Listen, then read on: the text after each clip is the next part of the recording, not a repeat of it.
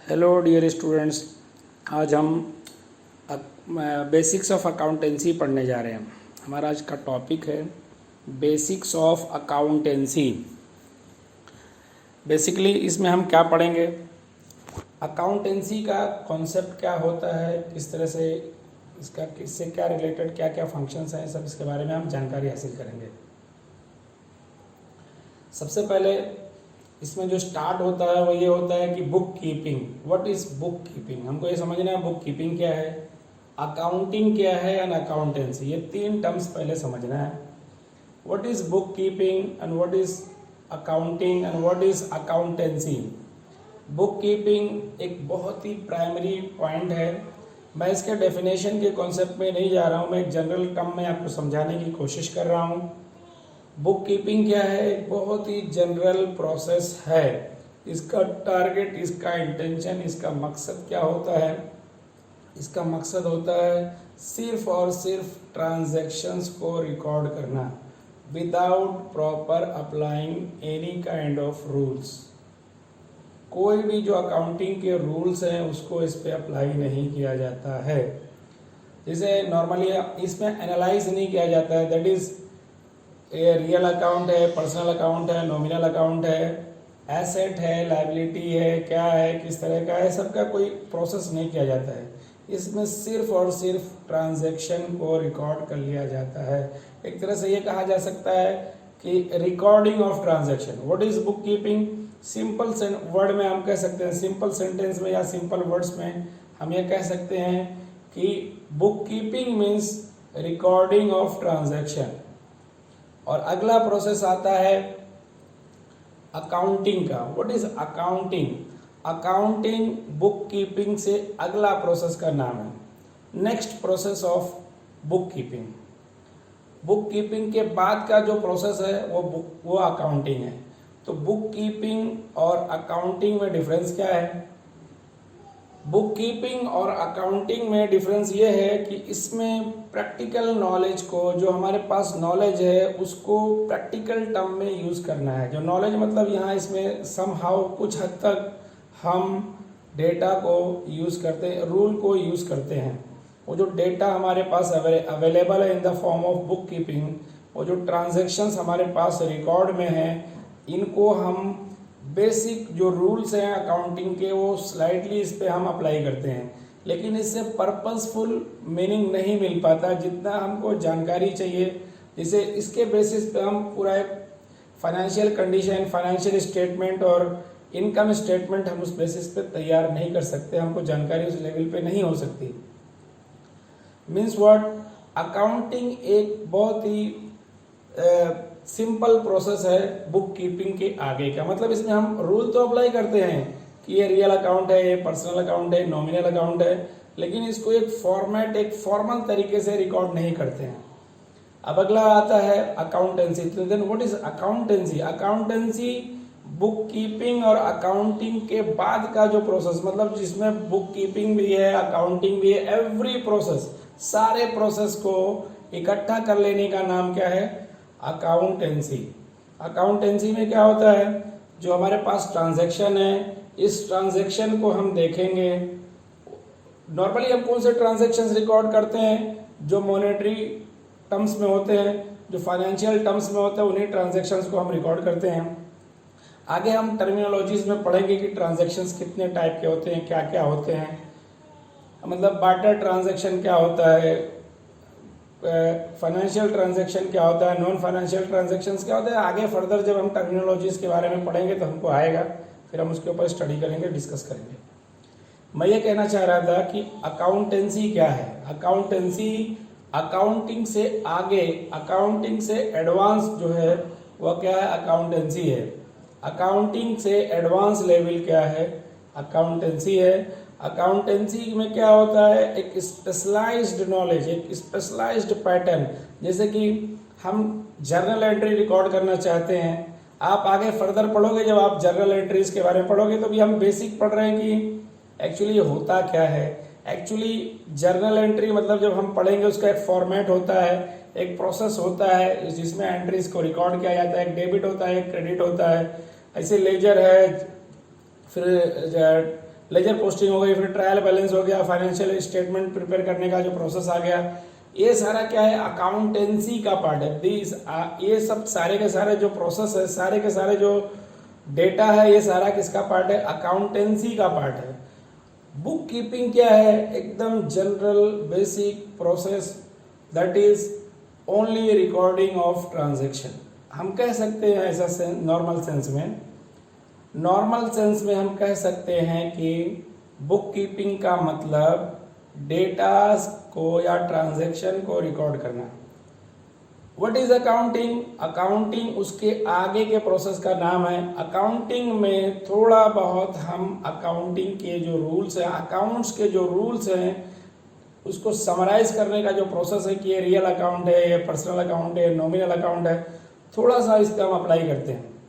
मतलब जो हमारे पास एक प्रैक्टिकल जो नॉलेज है, जो हमने सीखा है, उसको प्रैक्टिकल, मतलब जो हमारे पास थ्योरेटिकल नॉलेज जो हमारे माइंड में जो हमने सोच लिया कि ये रियल है, पर्सनल है, उसको कैटेगराइज करना, उसको प्रैक्टिकली कैसे करना, किस तरह से बताना, इसका जो प्रोसेस है वो क्या अकाउंटिंग है। What is accountancy? अकाउंटेंसी पूरा ओवरऑल जो भी रूल्स हैं अकाउंटिंग के, जितने भी रूल्स हैं, that is real account, personal account, nominal account के जो गोल्डन रूल्स हैं और क्या क्या जितने भी प्रोसेस, सारे प्रोसीजर को, उनके जो फॉर्मेट्स हैं, स्पेसिफिक जो फॉर्मेट्स हैं, उन फॉर्मेट्स को भी फॉलो करने का जो प्रोसेस है वो क्या कहलाता है, अकाउंटेंसी कहलाता है। वो अकाउंटेंसी कहलाता है। मेरा ख्याल है आपको बुक कीपिंग, अकाउंटिंग और अकाउंटेंसी समझ में आ गया रहेगा। आपके सामने स्लाइड्स भी चल रहे हैं। मैं डेफिनेशन पे ज़्यादा फोकस नहीं करता, डेफिनेशंस आपकी बुक में लिखी हुई हैं। मैं इस बात की कोशिश करता हूं कि आपको ये बात समझ में आ जाए, सिंपल टर्म्स में हम समझ जाएं कि accounting actually book keeping actually होता क्या है, या अकाउंटिंग क्या होता है, अकाउंटेंसी क्या होता है। अकाउंटेंसी ज़्यादा ब्रॉड कॉन्सेप्ट है, बस आप इतना समझ लीजिए। आप जब उस स्लाइड के सामने देखो पूरा डिटेल लिखा हुआ है, वो आप पढ़ लीजिए, समझ लीजिए, होल्ड मतलब वीडियो को रोक लीजिए और पढ़ लीजिए। अब ये आता है कि अकाउंटिंग मतलब ब्रांचेस ऑफ अकाउंटिंग क्या क्या हो सकते हैं, कितने ब्रांचेस ऑफ अकाउंटिंग, अकाउंटिंग की ब्रांचेस क्या हैं। तो अकाउंटिंग की जो ब्रांचेस हैं वो कितनी हैं। एक फाइनेंशियल अकाउंटिंग होता है जिसे हम बोलते हैं फाइनेंशियल अकाउंटिंग, फिर आता है cost accounting, management accounting, and बहुत सारे टाइप के अकाउंटिंग के होते हैं, 5-6 सोशल अकाउंटिंग, टैक्स अकाउंटिंग, बहुत सारे ब्रांचेस इसके नाम के अभी मॉडर्न टाइम में बहुत सारे जुड़ गए हैं। बेसिकली जिस पे फोकस किया जाता है वो 3 टाइप के हैं, financial accounting, cost accounting and management accounting. इन्हीं 3 को ज़्यादा फोकस किया जाता है। वैसे ब्रांचेस तो बहुत सारी बना दी गई हैं आज के इस मॉडर्न टाइम में। मेरा ख्याल है मैं आपको समझाने की कोशिश कर रहा हूँ कि बुक कीपिंग क्या है, अकाउंटिंग क्या है और अकाउंटेंसी क्या है। मेरा ख्याल है अगर आप थोड़ा सा भी फोकस करेंगे तो आपको समझ में आ जाएगा। स्लाइड भी आपके सामने चल रही है, आप उसको देखते रहिए, आप समझते रहिए। जहाँ आपको दिक्कत हो रही है आप वहाँ पे उसको रोक लीजिए, वीडियो को देख लीजिए, समझ लीजिए। फिर भी आपको समझ में नहीं आ रहा तो आप कमेंट में लिखो, अब हम आपको एक्सप्लेन करने की कोशिश करेंगे, नए वीडियो में उसको एक्सप्लेन करने की कोशिश करेंगे, आपकी प्रॉब्लम्स को सॉर्ट आउट करेंगे। अब अगला हमारा जो प्रोसेस है, मैं इतना समझ रहा हूँ कि मतलब मैंने कोशिश किया है कि अकाउंटिंग क्या है, बुक कीपिंग क्या है, अकाउंटेंसी क्या है, इसको एक्सप्लेन करने की कोशिश किया है। शायद आपको समझ में आ गया रहेगा। मैं आपसे ये कहना चाह रहा हूँ, ये एक बेसिक प्रोसेस है, एक बहुत ही बेसिक लेवल का मतलब है, इसको हमको जानना ज़रूरी है। इसके बाद हमारा जो अगला पॉइंट आता है, ये हमारा एक पॉइंट हमने डिस्कस कर लिया। अगला जो हमारा पॉइंट आता है वो टर्मिनोलॉजीज़ है।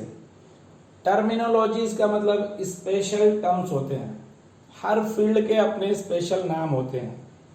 जैसे भी हम साइंस की भाषा में जाते हैं, बायोलॉजी की में अपने सब कुछ टर्म्स होते हैं, वो टर्म्स है वो बायोलॉजी के टर्म्स है, बायोलॉजी में उसका अपना स्पेशल मीनिंग होगा। ऐसे केमिस्ट्री के अपने नाम टर्म्स के अपने मीनिंग हैं। ऐसे अकाउंटेंसी में भी अपने टर्म्स के कुछ नाम हैं, उन्हीं को स्पेशल नाम से बुलाया जाता है। हर फील्ड के अपने कुछ स्पेसिफिक नेम्स होते हैं जिसके बेसिस पर उनको जाना जाता है। इन्हीं को हम क्या कहते हैं, टर्मिनोलॉजीज।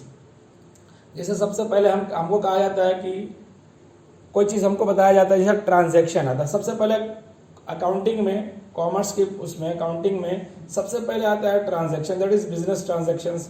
तो बिजनेस ट्रांजैक्शंस क्या होता है? बिजनेस ट्रांजैक्शन किसको कहा जाता है? कह रहे कोई भी ट्रांजैक्शन जिसमें खरीदने और बेचने का प्रोसेस किया जाए, जिसमें खरीदने और बेचने का, सामान के खरीदने मतलब buying and selling activity carried out की जाए, वो इस ट्रांजैक्शन को क्या कहा जाता है? ऐसे ट्रांजैक्शन को क्या कहा जाता है? ऐसे ट्रांजैक्शन को बिजनेस ट्रांजैक्शन कहा जाता है। फिर इस बिजनेस ट्रांजैक्शन को फर्दर क्लासिफाई किया जाता है, उसके अलग अलग टर्म्स हैं, मॉनेटरी टर्म्स हैं। मॉनेटरी ट्रांजैक्शन कहलाता है, मॉनेटरी ट्रांजैक्शन कहलाता है। इसको 3-4 ग्रुप में डिवाइड किया जाता है। ट्रांजैक्शन को फर्दर 3-4 टाइप में इसको डिवाइड किया जाता है। पहला पार्ट जो आता है वो मॉनेटरी ट्रांजैक्शन है। मॉनेटरी ट्रांजैक्शन मतलब जिसमें मनी से रिलेटेड मामला है, जो कैश मीन्स कोई भी सामान खरीदा या बेचा गया हो कैश के बदले में किया गया हो, कैश के बदले में हो, ऑन द स्पॉट पेमेंट हो गया हो, मतलब फॉरेन पेमेंट हो गया हो कैश में, या क्रेडिट बेसिस पे हो, बाद में पेमेंट किया जाएगा। और ये मतलब ये हो गया हमारा मॉनेटरी ट्रांजैक्शन हो गया, दैट इज कैश ट्रांजैक्शन और क्रेडिट ट्रांजैक्शन, ये दोनों मिल करके क्या बनते हैं? Monetary transaction. उसके बाद हमारा जो दूसरा ट्रांजैक्शन आता है उसको हम बोलते हैं non monetary transaction. Non monetary transaction मतलब जिसमें डायरेक्टली मनी का इन्वॉल्वमेंट ना हो, जिसमें मनी का इन्वॉल्वमेंट ना हो, विदाउट इन्वॉल्वमेंट ऑफ मनी। कोई भी ट्रांजैक्शन अगर कैरिड आउट किया जाता है वो क्या कहलाता है? Non monetary transaction. अगला आता है हमारा बार्टर सिस्टम और बार्टर ट्रांजैक्शन। बार्टर ट्रांजैक्शन और बार्टर सिस्टम क्या होता है? गुड्स और सर्विसेज के अगेंस्ट, एक गुड्स एंड सर्विसेज के अगेंस्ट दूसरी गुड्स एंड सर्विसेज को लेना, एक्सचेंज करना। Means barter system means exchange of goods and services against other goods and services. दूसरे गुड्स एंड सर्विसेज के अगेंस्ट में अपने गुड्स एंड सर्विसेज को एक्सचेंज करने के प्रोसेस को कहा जाए बार्टर ट्रांजैक्शन या बार्टर सिस्टम कहा जाता है। और अगला आता है entry. What is an entry? Entry क्या होता है? एंट्री जो है ना पहला प्रोसेस होता है बुक कीपिंग के बाद। जब अकाउंटिंग के प्रोसेस में हम आते हैं तो जो पहला प्रोसेस होता है एनालाइज करने का, प्रोसेस करने का, वो होता है एंट्री होता है, उसको एंट्री कहा जाता है। एंट्री क्या होता है भाई? ट्रांजैक्शन को प्रॉपर फॉर्म में रिकॉर्ड करना। एंट्री किसको कहा जाता है? जो ट्रांजैक्शन है उसको प्रॉपर फॉर्म में रिकॉर्ड करना। Means what? यहाँ पे अकाउंटिंग का जो रूल है, डेबिट क्रेडिट रूल है, उसको अप्लाई करना। अगला जो पॉइंट आता है नरेशन होता है। नरेशन किसको कहा जाता है? ट्रांजैक्शन में, ट्रांजैक्शन का यह आखिरी पॉइंट है, नरेशन होता है। What is narration? जब हम अकाउंट एंट्री रिकॉर्ड करते हैं, एंट्री रिकॉर्ड करते हैं, उस एंट्री का एक समरी शॉर्ट में एक इंफॉर्मेशन देते हैं कि भाई ये ट्रांजैक्शन किस तरह से कैरिड आउट हुआ, उसके बारे में एक शॉर्ट इंफॉर्मेशन दिया जाता है। इसको नरेशन कहा जाता है। अब अगला जो हमारा पॉइंट है, नेक्स्ट पॉइंट टर्मिनोलॉजी का जो अगला पॉइंट है उसको कहा जाता है गुड्स। अब ये गुड्स होता क्या है? हमको गुड्स के बारे में जानना है। गुड्स किसको कहा जाता है? हर वो चीज जिसमें एक ट्रेडर डीलिंग करता है। ट्रेडर का, बिजनेसमैन का, जिन चीजों में वो सामान को खरीदता और बेचता है, जिन चीजों में वो बिजनेस करता है, जिन चीजों को लाकर खरीद करके बेचता है, प्रोसेस करके बेचता है, वो गुड्स कहलाता है। फॉर एग्जाम्पल एक मेडिकल एजेंसी वाला है, मेडिसिन के एजेंसी वाला, तो मेडिसिन उसके लिए गुड्स है। एक बुक स्टोर वाला है, बुक डेपो वाला है, तो बुक्स उसके लिए गुड्स है। स्टेशनरी उसके लिए गुड्स है। अब मेरा ख्याल है आपको समझ में आ रहा होगा। फर्नीचर वाला है, एक फर्नीचर का कारपेंटर है, फर्नीचर वाला है, उसके लिए फर्नीचर गुड्स है। कपड़े वाला है, कपड़ा खरीदता बेचता है, तो कपड़ा उसके लिए गुड्स है। जो पर्सन जिस कमोडिटी में डीलिंग करता है वो कमोडिटी उस पर्सन के लिए गुड्स कहलाती है। दूसरा कोई कमोडिटी है, कुछ और दूसरे कमोडिटीज हैं, उसके लिए वो गुड्स नहीं होगा। जैसे ग्रोसरी की शॉप वाला है तो अनाज उसको खरीदना, चावल, दाल, गेहूं और ज़रूरत की दूसरी तमाम चीज़ें उसके लिए गुड्स है। लेकिन एक मतलब दूसरे पर्सन के लिए, सपोज मान लो हमें अपने लिए खरीदना हो, हमारे लिए अपना राशन खरीदना हो, तो राशन खरीदने वाले के लिए ये गुड्स नहीं है, उसके लिए वो राशन है, उसके लिए वो चावल है। मेरे ख्याल है आपको एक कॉन्सेप्ट क्लियर हो रहा होगा गुड्स क्या होता है। हर वो कमोडिटी जिसमें एक ट्रेडर अपना बिजनेस एक्टिविटीज कैरिड आउट करता है, उस कमोडिटी को हम गुड्स कहते हैं। मेरे ख्याल आपको ये बात समझ में आ गई होगी। अब अगला टर्मिनोलॉजी का अगला जो प्रोसेस है वो प्रॉफिट एंड लॉस है। What is profit? प्रॉफिट किसको कहा जाता है भाई? जो हमने प्रोसेस किया, जो हमने ये गुड्स एंड सर्विसेज को सेल किया, परचेज एंड सेल किया। अब अगर हमारा एक्सपेंस कम है और हमारा इनकम मतलब मीन्स हमने जो प्रोसेस किया, जो हमने रॉ मटेरियल खरीद करके उस पर प्रोसेस किया, प्रोसेस करने के बाद जब बेचा, मतलब हमारा कॉस्ट वैल्यू कम है सेलिंग वैल्यू के मुकाबले। सेल्स वैल्यू हमारी ज़्यादा है और कॉस्ट वैल्यू कम है। तो कॉस्ट अगर कम है और सेलिंग प्राइस ज़्यादा है तो जो दोनों का डिफरेंस होगा, इस डिफरेंस को प्रॉफिट कहा जाएगा। और अगर हमारा कॉस्ट वैल्यू ज़्यादा है और सेलिंग वैल्यू कम है तो ये हमारा लॉस होगा। मेरा ख्याल है आपको प्रॉफिट एंड लॉस के बारे में पता चल रहा होगा। अब एक चीज़ आता है ग्रॉस प्रॉफिट। तीसरा उसमें जो अगला प्रॉफिट एंड लॉस में पहला पॉइंट मैंने आपको प्रॉफिट बताया, दूसरा पॉइंट मैंने लॉस बताया, तीसरा पॉइंट जो मुझे बताना है वो हमारा ग्रॉस प्रॉफिट है। तीसरा पॉइंट हमारा जो है उसमें gross profit. What is gross profit? Gross profit किसको कहा जाता है? एक पर्सन है जो बिजनेस कैरिड आउट करता है, जो बिजनेस चलाता है। बिजनेस को चलाने के लिए जो बिजनेस से रिलेटेड डायरेक्ट जो एक्सपेंसेस है, जो डायरेक्टली बिजनेस को टच कर रहे हैं, जो बिजनेस को अफेक्ट कर रहे हैं, उन तमाम एक्सपेंसेस और जो सोर्सेस ऑफ इनकम है, उन इनकम के जो डिफरेंस को अगर हम देखते हैं, अगर इनकम ज़्यादा है और डायरेक्ट एक्सपेंसेस कम है तो जो डिफरेंस होगा वो ग्रॉस प्रॉफिट होगा। एक बार मैं फिर से एक्सप्लेन कर रहा हूँ। सपोज मैं एक बिजनेसमैन हूँ या आप एक बिजनेसमैन हैं। आप अपने बिजनेस को चलाने के लिए जो day to day expenses, directly business को जो अफेक्ट करने वाले एक्सपेंसेस हैं, उन एक्सपेंसेस को अगर आप रिकॉर्ड कर ले रहे हो और दूसरा जो इनकम है, इनकम के जो सोर्सेस है उसको आप रिकॉर्ड कर ले रहे हो। अगर इनकम ज़्यादा है और एक्सपेंस कम है तो दोनों के डिफरेंस को जो हमारे पास जो रिजल्ट आएगा, जो आउटकम आएगा, वो ग्रॉस प्रॉफिट होगा। अब एक होता है ग्रॉस प्रॉफिट। अब ग्रॉस प्रॉफिट का कॉन्सेप्ट मेरा ख्याल आपको समझ में आ गया होगा। ग्रॉस प्रॉफिट का वैसे क्या वैल्यू क्या होती है भाई? कहा जाता है कि net sales equals to cash sales plus credit sales minus sales return. ये एक नेट सेल्स की वैल्यू हो गई। फिर ग्रॉस प्रॉफिट का कॉन्सेप्ट क्या होता है भाई? Net sales minus cost of goods sold. What is gross profit? Net sales minus cost of goods sold. ये फॉर्मूला था, मैंने जो 2 पॉइंट डिस्कस किया आपको पता चल जाएगा, आपके बुक में लिखा हुआ है और स्लाइड पे भी देख रहे होंगे, आपके सामने आ रहा है। ये हमारा एक्चुअली ग्रॉस प्रॉफिट का कॉन्सेप्ट है। ग्रॉस प्रॉफिट क्या होता है? Net cell minus cost of goods sold. Means what? जो हमने सेल से, जो हमको डायरेक्ट इनकम से, डायरेक्ट सोर्सेज से जो हमको इनकम हुआ और डायरेक्ट सोर्सेज से जो हमारा एक्सपेंस हुआ, दोनों को मैंने जो डिफरेंस निकाला और हमारा इनकम का लेवल ज़्यादा हुआ, तो इसको हम क्या कहते हैं? Gross profit. अब अगला हमारा आता है operating profit. What is operating profit? अब ये ऑपरेटिंग प्रॉफिट क्या होता है भाई? ऑपरेटिंग प्रॉफिट किसको कहा जाता है? जो डे टू डे बिजनेस को कैरिड आउट करने के लिए, जो डायरेक्टली नहीं अफेक्ट कर रहा है, इनडायरेक्टली बिजनेस को अफेक्ट कर रहा है, जैसे सेलिंग एंड डिस्ट्रीब्यूशन एक्सपेंस है। ऑफिस को मेंटेन करने के लिए कुछ लोगों को रखा गया है, जैसे सेल्समैन है और दूसरी तमाम चीज़ें हैं, और दूसरे छोटे खर्चे जो होते हैं इनडायरेक्टली जो बिजनेस को अफेक्ट कर रहे हैं। ऐसे एक्सपेंसेस जो बिजनेस को ऑपरेट करने के लिए डायरेक्टली अफेक्ट नहीं करते, उन एक्सपेंसेस को ऑपरेटिंग एक्सपेंस कहा जाता है। ऐसे एक्सपेंसेस जो बिजनेस को डायरेक्टली अफेक्ट नहीं करते हैं, इनडायरेक्टली बिजनेस को अफेक्ट करते हैं, वो एक्सपेंसेस ऑपरेटिंग एक्सपेंस कहलाते हैं।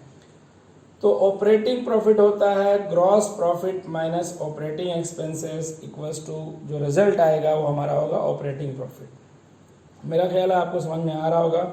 अब नॉन ऑपरेटिंग प्रॉफिट क्या होता है? What is non operating profit? कुछ ऐसे मतलब मीन्स हमको कुछ इस तरह से मतलब प्रॉफिट मतलब इनकम जनरेट हो जाए जो हम जिसमें हम ऑपरेटिंग नहीं करते, मतलब अदर सोर्सेज से अगर हमको इनकम हो जाए, अदर सोर्सेज से अगर हमको इनकम जनरेट हो जाती है जो हमारी अपनी बिजनेस एक्टिविटीज़ के अलावा नॉन बिजनेस ऑपरेटिंग एक्टिविटीज़ जो हैं, जो नॉन बिजनेस एक्टिविटीज़ हैं, उसके अलावा अगर हमारा इनकम हो जाती है, अगर हम कुछ इनकम हासिल कर लेते हैं तो उसको क्या कहा जाता है? Non operating profit. Non operating profit क्या होता है भाई? Non operating income minus non operating expense. Non operating income means भाई आप एक पर्टिकुलर फील्ड में, जिस फील्ड में आप काम कर रहे हैं, किसी ने आपसे हेल्प चाहिए तो आपने उनसे भाई कमीशन मांगा, उससे अपना सर्विसेज का चार्जेस लिया और उससे रिलेटेड सामने वाले को भी पेमेंट करना पड़ा, कुछ देना पड़ा। इन बिटवीन दैट मान लो आपने किसी से अपने सर्विसेज के लिए 5000 चार्ज किया कि भाई मेरा चार्जेस 5000 है, मैं 5000 लूँगा, और जिससे आपको उसकी सर्विसेज को मतलब जिससे उसको काम करा के देना था, सामने वाले पर्सन को आपने कांटेक्ट किया, उसने 3000 चार्ज आपसे मांगा कि भाई मैं 3000 लूँगा, तो वो आपने जो दूसरा पर्सन जो आपसे सर्विस चाह रहा था कि उसका काम हो जाए, काम कराने के लिए थोड़ा मतलब आप क्या बन गए? मीडिएटर बन गए, मिडल मैन बन गए। तो मिडल मैन बन करके जो आपको इनकम हुआ ये क्या कहलाएगा? Non operating income. आपका नॉन ऑपरेटिंग एक्सपेंस कितना है? 3000 है। सामने वाले पर्सन को आपको कितना देना है? 3000 देना है, लेकिन आपने अपनी पार्टी से कितना चार्ज कर लिया है? 5000। तो ये जो 2000 का जो डिफरेंस है ये क्या है? Non operating profit. अब अगला जो टर्मिनोलॉजीज है, एक है normal gain. What is normal gain भाई? नॉर्मल गेन क्या होता है? जो नॉर्मल कॉजेस, जो हमारा गुड्स एंड सर्विसेज जो प्रोसेस चल रहा है, बहुत सारे वेरियस जो प्रोसेस होते हैं, उन प्रोसेस के गुजरने के बाद जो हमारा गेन हो जाता है उसको हम क्या बोलते हैं? Normal gain. जो नॉर्मली हमारा जो बिजनेस का प्रोसेस चल रहा है उससे हमने कमा लिया है, नॉर्मल गेन है। और जो अब नॉर्मल गेन क्या होता है? जो हमारा अपना बिजनेस प्रोसेस नहीं है, जो हमारे अपनी वजह से नहीं, मतलब बिजनेस के प्रोसेस की वजह से नहीं हुआ,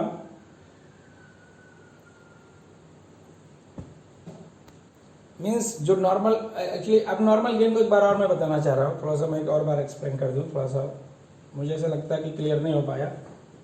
नॉर्मल गेन मतलब, नॉर्मल गेन मीन्स जो हमारा अपना बिजनेस का जो प्रोसेस है जो हम कैरिड आउट कर रहे हैं, एक जो प्रोसेस, जो आप सामान बना रहे हो, कोई सामान आप बना रहे हो, आप एक बुक बना रहे हो, तो आप जो नोटबुक बना रहे हो, एक नॉर्मली जो एक नॉर्मल प्रोसेस से बना करके आप जो उससे प्रॉफिट हासिल करेंगे वो नॉर्मल गेन है। अब नॉर्मल गेन मीन्स आप बना रहे थे नॉर्मल, जो आपका स्टैंडर्ड है वो एक स्टैंडर्ड के हिसाब से जो आप प्रोसेस कर रहे थे उससे ज़्यादा हाई क्वालिटी का आपका सामान बन गया, उसकी क्वालिटी में ज़्यादा अच्छी क्वालिटी आ गई। अब क्वालिटी ज़्यादा अच्छी है तो आपने उसका ज़्यादा चार्जेस मांग लिया, ये क्या कहलाता है? अब नॉर्मल गेन कहलाता है। मेरा ख्याल है आपको क्लियर हो गया रहेगा। अब आपको एक दूसरी चीज बताना है, इनकम क्या होता है? What is income? अब इनकम किसको कहा जाता है भाई? इनकम का मतलब होता है जो आप गुड्स एंड सर्विसेज प्रोवाइड कर रहे हो उसको सेल किया आपने, सेल करने के बाद जो आपको जो प्रोसीड मिला, इसको क्या कहा जाता है? इनकम कहा जाता है। जो आपको प्रोसीड मिलता है, जैसे कमीशन मिला, रेंट मिला, इंटरेस्ट मिला, ये तमाम चीज़ें जो आपको इन्वेस्टमेंट पे जो इंटरेस्ट मिल रहा है वो मिल गया, बिजनेस पे कमीशन मिल गया, ये मतलब ये अदर सोर्सेज से जो आपको इनकम मिल जाता है आप उसको कह सकते हैं इनकम है। जो अदर सोर्सेज ऑफ बिजनेस है ना उसको आप कह सकते हो कि इनकम है। अब और एक टर्मिनोलॉजी आती है, उसको कहा जाता है एसेट्स, लायबिलिटीज एंड नेटवर्थ के बारे में हमको जानना है। Assets, liabilities and net worth. What is asset?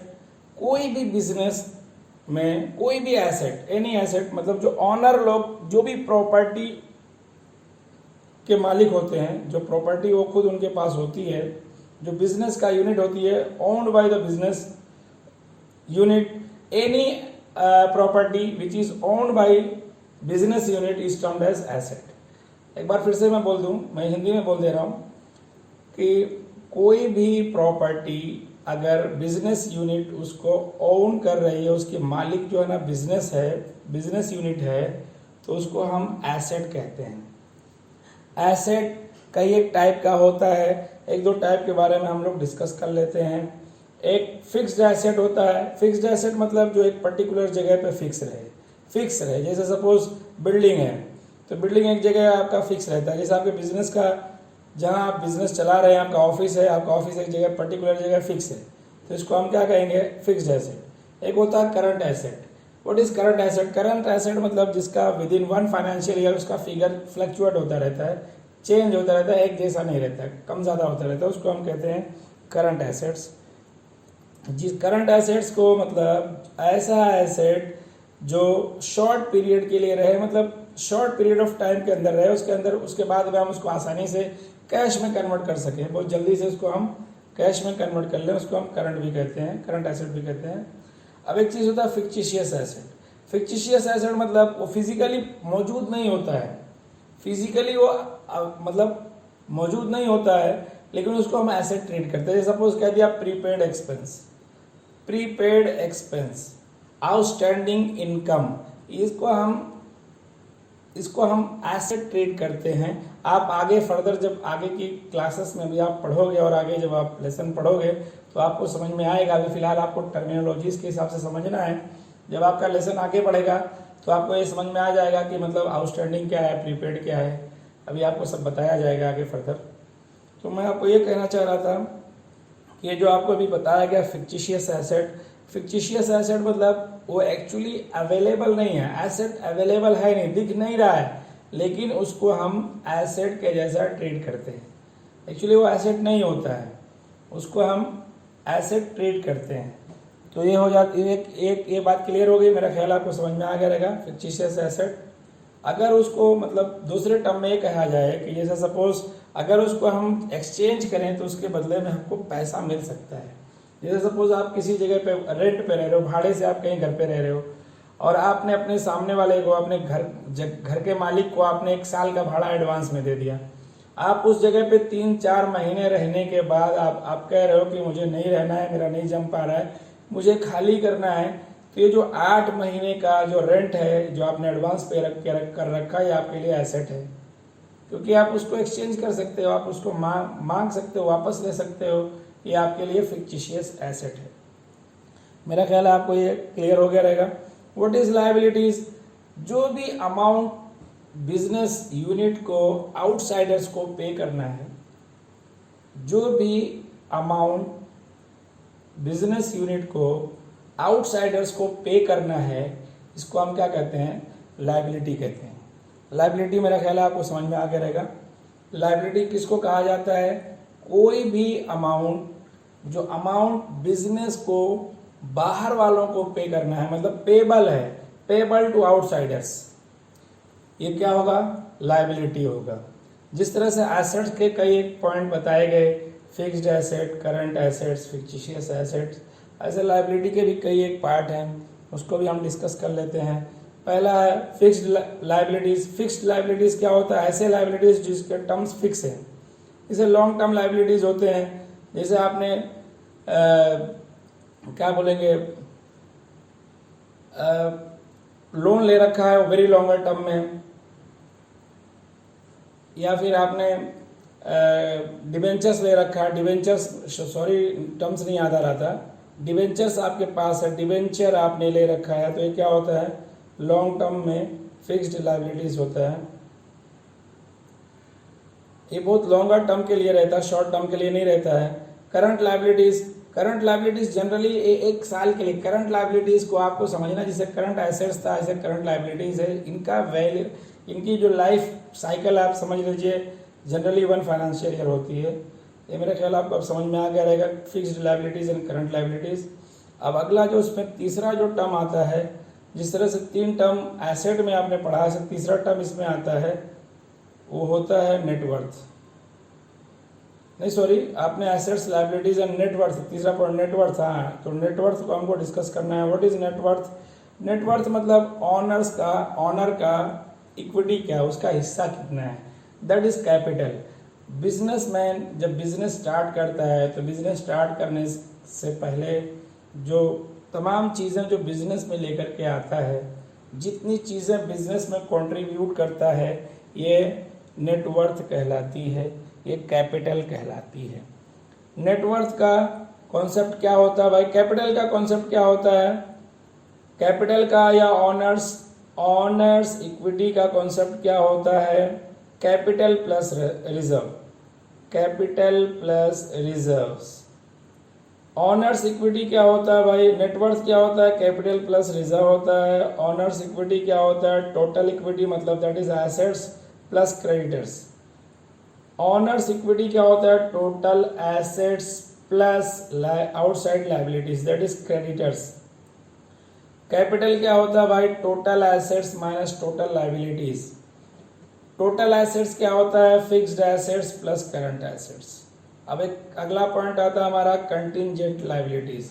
Contingent liabilities क्या होता है, ऐसी लाइबिलिटीज जो अभी हुई नहीं है, अभी एक्चुअली लाइबिलिटी नहीं है, लेकिन फ्यूचर डेट में लाइबिलिटी हो सकती है। जैसे सपोज आपकी कंपनी में कोई पर्सन काम कर रहा है, अब उसको कोई नुकसान हो सकता है, उसका हाथ पैर कट सकता है, उसकी जान को नुकसान पहुंच सकता है।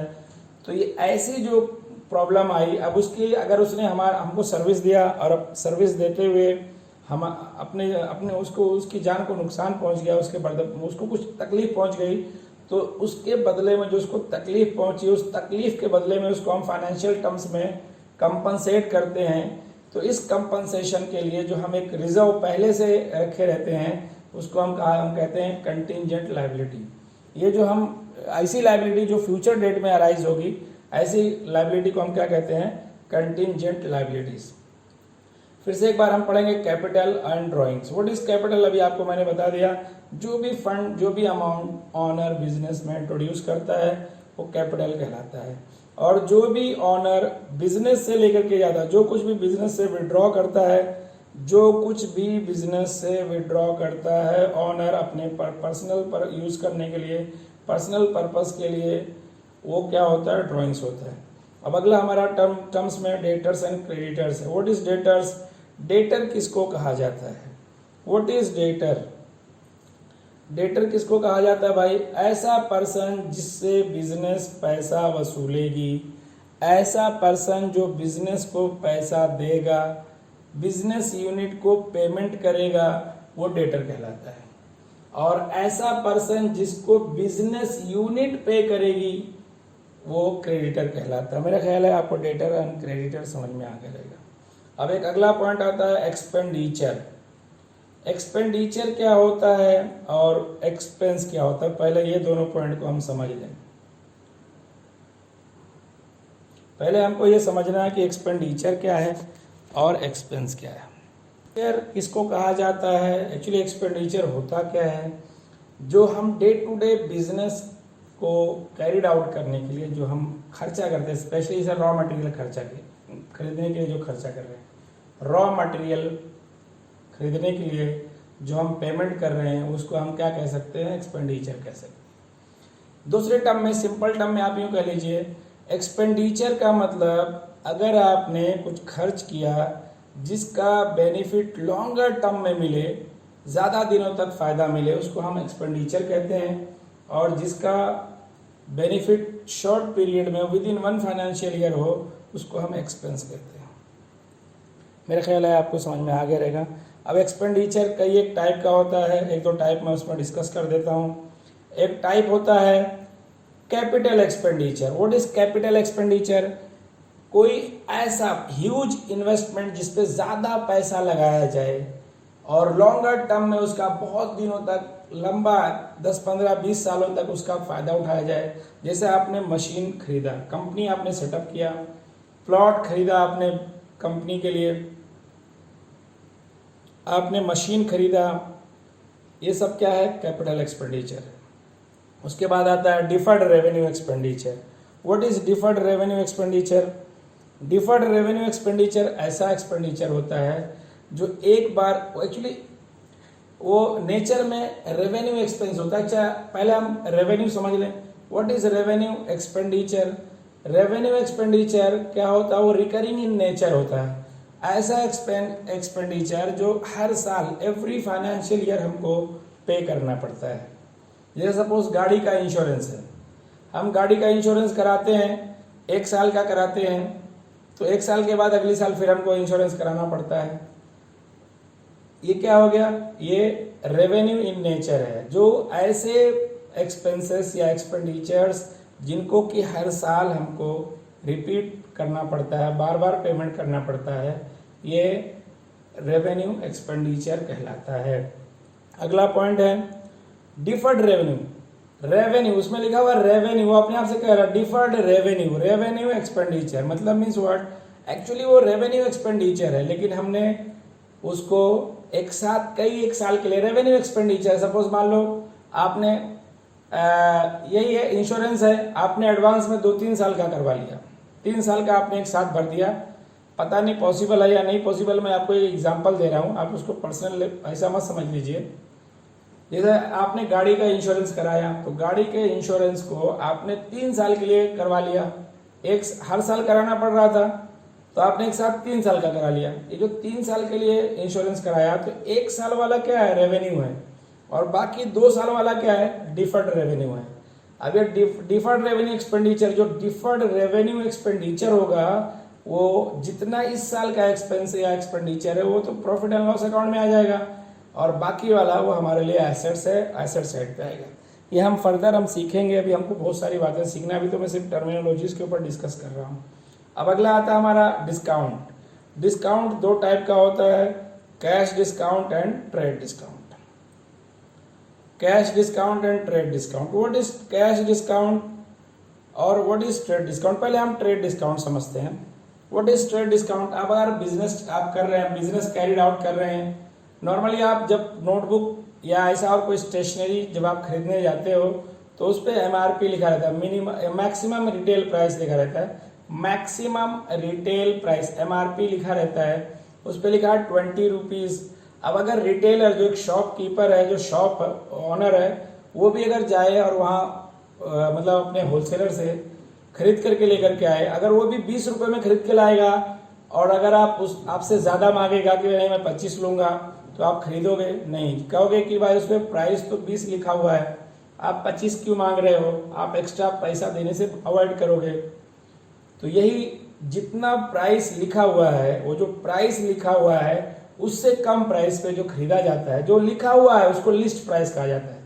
रिटेलर और होलसेलर के बीच में जो प्राइस का जो कॉन्सेप्ट है, रिटर्न प्राइस, जो ऑब्जेक्ट के ऊपर जो प्राइस लिखा है वो लिस्ट प्राइस है, और जितने पे डील हो रहा है, जिस पे फाइनल हो गया, मान लो 20 रुपये लिखा था, अब ये 15 रुपये पे होलसेलर उसको दे रहा है, तो लिस्ट प्राइस कितना है 20 रुपीज़, और परचेज प्राइस कितना है 15 रुपीज़। ये जो 5 रुपये का जो छूट दिया है ये क्या है, ट्रेड डिस्काउंट। क्यों भाई, वो भी अपना day to day activities carried out करेगा, वो भी दुकान चला रहा है, उसको कुछ फायदा नहीं होगा तो अपना बिजनेस क्यों चलाएगा, वो क्यों मेहनत करेगा। तो बिजनेस में उसको फायदा हो, उसका नुकसान ना हो, इस चीज़ को कैरिड आउट करने के लिए जो मतलब डिस्काउंट दिया जाता है ताकि वो अपने बिजनेस को चला सके, उसको हम क्या कहते हैं, ट्रेड डिस्काउंट। अब दूसरा एक आता है कैश डिस्काउंट, ट्रेड डिस्काउंट, और अभी अगला क्या है, कैश डिस्काउंट। मतलब क्या हुआ, अब ये 15 रुपये तो हो गया, फाइनल हो गया। अब सामने वाला जो होलसेलर है, जो सेलर है, वो क्या कह रहा है कि अगर आप अभी इंस्टेंटली कैश पे करो तो आपको 5% और डिस्काउंट है, 5% आपको अभी फौरन डिस्काउंट मिल जाएगा, आप और कम दीजिए, कैश अभी फौरन दीजिए तो आपको और कम लगेगा, मतलब आप 13 रुपीज़ दीजिए। तो ये जो 2 रुपये और छोड़ दिया, ये जो 2 रुपये छोड़ा, ये कैश डिस्काउंट, मतलब at the time of payment of cash, जो डिस्काउंट सामने वाला ऑफर करता है ताकि इंस्टेंटली पेमेंट मिल जाए, ताकि जल्दी से पेमेंट मिल जाए, ये ऐसे डिस्काउंट को क्या कहा जाता है, कैश डिस्काउंट। मतलब ऐसा डिस्काउंट जिससे पेमेंट जल्दी से मिल जाए, कैश जल्दी से मिल जाए, और मतलब ये इसको क्या कहा जाता है, कैश डिस्काउंट कहा जाता है। अब अगला टर्मिनोलॉजीज में अगला पॉइंट जो हमारा है वो है solvent and insolvent. What is solvent point, solvent क्या होता है, सॉल्वेंट मतलब एक ऐसी कंडीशन जिसमें डेटर मतलब अभी हमने पढ़ लिया, डेटर के बारे में सुना, हमने सीखा। डेटर क्या होता है भाई, वो पर्सन जो बिजनेस यूनिट को पैसा पे करेगा, अगर उसकी फाइनेंशियल कंडीशन साउंड है, मतलब ठीक ठाक है, उसकी कंडीशन ठीक ठाक है, उसके ऊपर कोई और ज़्यादा कर्जा नहीं, उसकी एसेट्स, उसके मतलब उसका एसेट्स उसकी लायबिलिटी से ज़्यादा है, तो ऐसे पर्सन को सॉल्वेंट कहा जाता है। अब एक आता है इनसॉल्वेंट, एक ऐसा पर्सन जिसके ऊपर कर्ज बहुत ज्यादा है, उसके पास सोर्सेस ऑफ इनकम नहीं है कि वो सारे कर्ज को लौटा सके। वह जितना उसके ऊपर कर्ज है उस कर्ज को अपने सोर्सेस ऑफ इनकम से या अपने non sources of income and asset से पेमेंट नहीं कर सकता, उसको क्या कहा जाता है? इनसॉल्वेंट कहा जाता है। वो क्या होता है? इनसॉल्वेंट होता है। अब अगला पॉइंट हमारा आता है अकाउंटिंग ईयर। अगला हमारा जो पॉइंट है वो है अकाउंटिंग ईयर। अकाउंटिंग ईयर बहुत इंपॉर्टेंट होता है।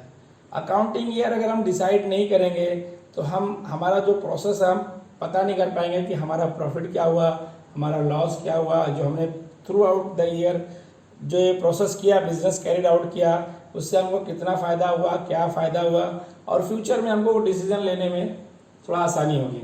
ये तो जो अगर हम छोटे बिजनेस के हिसाब से सोचेंगे, छोटे शॉपकीपर से टपरी वाले के, पान टपरी वाले के हिसाब से सोचेंगे, तब तो ये बहुत मुश्किल है कि हम नहीं यार तो कुछ करता नहीं, ऐसे कर लेता है।